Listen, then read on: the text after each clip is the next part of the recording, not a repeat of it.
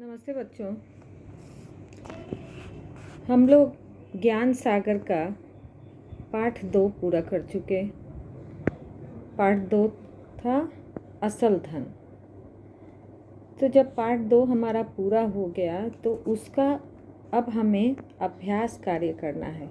ये तुम्हारी अभ्यास पुस्तिका है और उससे हम लोग अभ्यास कार्य पूरा करेंगे। अभ्यास कार्य में मैं यहाँ दिखाना चाहती हूँ कि व्याकरण का कौन कौन सा पोर्शन पढ़ना है। हिस्सा व्याकरण का हिस्सा है ये तत्सम तद्भव, ये शब्द के रूप है, विराम चिन्ह और अपठित गद्यांश। अपठित गद्यांश कहते हैं जिसको तुम पहले नहीं पढ़े हो, वो गद्यांश दिया हुआ है और उससे तुम्हें प्रश्न उत्तर करने होंगे। ये अपठित है।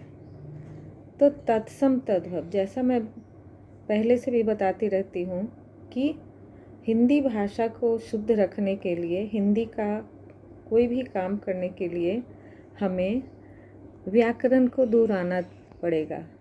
व्याकरण हमेशा हमेशा दोहराते रहना पड़ेगा, तभी हम हिंदी को अच्छे से समझ सकेंगे।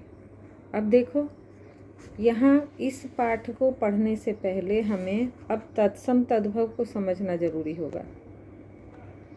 तत्सम तद्भव की परिभाषा तुम लोग पिछली कक्षा में पढ़ चुके हो।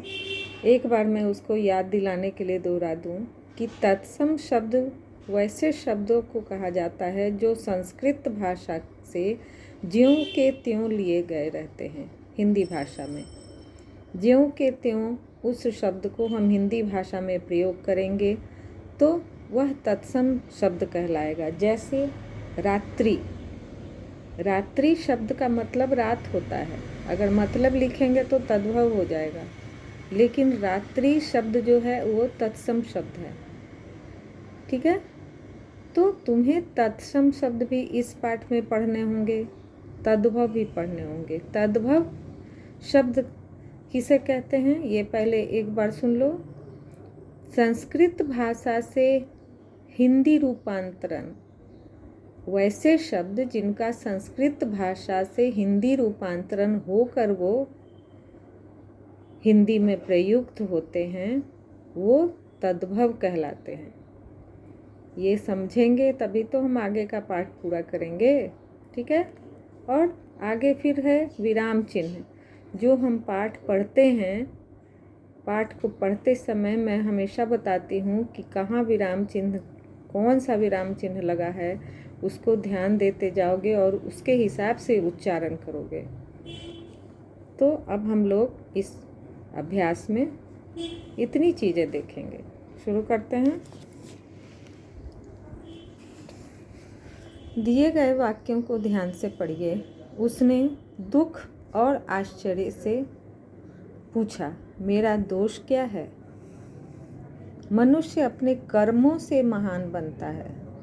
दरबारियों की आंखों में चमक आ गई। ईरान के किसी गांव में एक चरवाहा रहता था। दरबारी शाह के कान भरने लगे। अब देखो, मोटे काले शब्दों को दी गई श्रेणियों में विभाजित करना है। एक मिनट।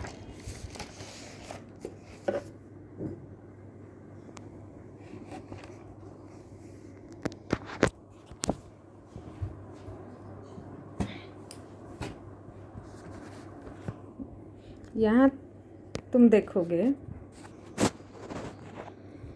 मोटे काले शब्द में, अब बताओ इसमें तत्सम शब्द कौन सा होगा?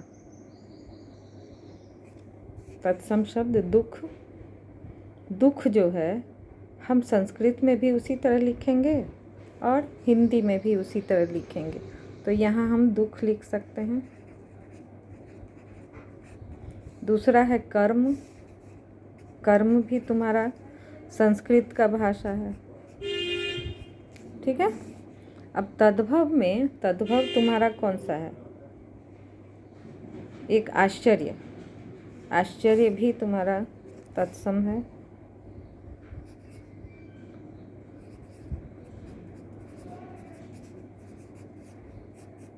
ठीक है।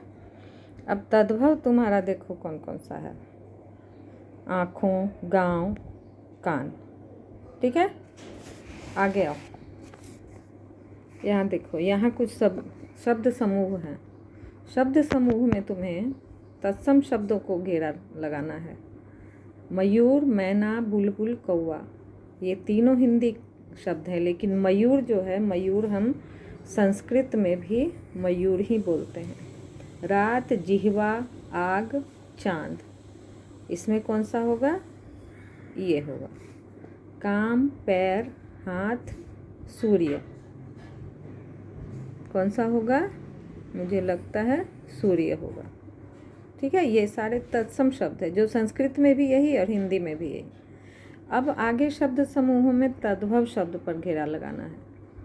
तद्भव मतलब सब हिंदी रूपांतर। यहाँ काठ, स्थान, गुण, दोष। ठीक है, तद्भव शब्द होगा तुम्हारा स्थान। दुख, दही, आश्चर्य, बुद्धिमान, ये दही। क्रोध, मोर, धन, सुरक्षित, कौन सा होगा? कोई भी शब्द ले सकते हैं, धन। ठीक है, अब यहाँ तत्सम शब्द का मिलान तद्भव में करना है। ये सारा तुम्हारा अभ्यास कार्य है। यहाँ तत्सम दिए गए हैं और यहाँ तद्भव दिए गए हैं। ठीक है, अश्रु, अश्रु का क्या होगा? आंसू। क्षेत्र का क्या होगा? खेत। निद्रा का क्या होगा? नींद। जिह्वा का क्या होगा? जीव। अक्षी का क्या होगा? आँख। क्लियर है? आगे फिर वही है। यहाँ शब्द पहले पढ़ो। तत्सम है, तत्सम और तद्भव दोनों दिया हुआ है, लेकिन तुमको वाक्य में कौन सा सही होगा? प्रयोग तो हम दोनों करते हैं। मेरे पाँव में कांटा चुभ गया या कंटक चुभ गया। कांटा चुभ गया। पेड़ के पत्र गिर गए या पत्ते गिर गए। पत्ते गिर गए। वे कल प्रवेश करेंगे घर में या गृह में, तो गृह प्रवेश यहाँ संस्कृत वाले शब्द होंगे। रावण के कितना सिर थे? 10 या 10? 10। भगवान को स्नान करवाओ। दूध स्नान करवाओ या दुग्ध स्नान? दुग्ध स्नान। ये शब्द देखो यहाँ सटीक होगा। तो तुम वाक्यों के हिसाब से भी देख लेना। ये कुछ मैं गृह कार्य दूंगी, वो तुम पूरा करना। अब देखो, यहाँ सब सारे वही हैं, तत्सम और तद्भव। ये तुम लोग पिछली कक्षा में भी कर चुके हो। यहाँ देखो, तत्सम शब्द नासिका, तत्सम शब्द सूर्य, पत्र, पत्ता का, वृक्ष, मयूर। अब इसका तद्भव नाक, सूर्य का सूरज, पत्र का पत्ता, वृक्ष का पेड़, मयूर का मोर। ठीक है, ये हुआ तुम्हारा तत्सम और तद्भव शब्द। अगली कक्षा में हम लोग विराम चिन्ह पढ़ेंगे। ठीक है बच्चों, बाय बाय।